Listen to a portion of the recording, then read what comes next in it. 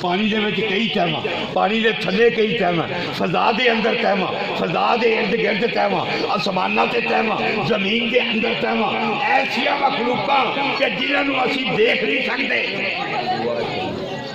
تے نبی پاک ایک ایک کیڑے واسطے ایک ایک ذرے واسطے رحمت، کیوں کہ رحمت للعالمین۔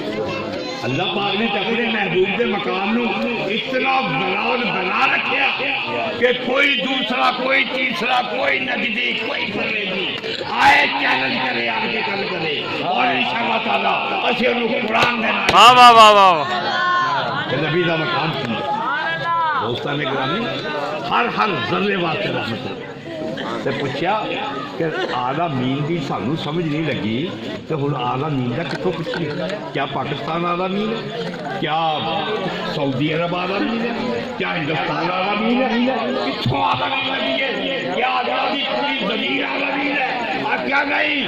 عالمین کا پتہ لینا کہ قرآن کول جاؤ۔ واہ واہ واہ واہ، جدو قرآن کول آئے تے پوچھیا کہ قرآن عالمین کا دسن، قرآن نے پہلی صورت میں آخا بسم اللہ الرحمن الرحیم، اللہ الحمدللہ رب العالمین۔ آخیا عالمین اتھوں تک ہے جتھوں تک رب ہے۔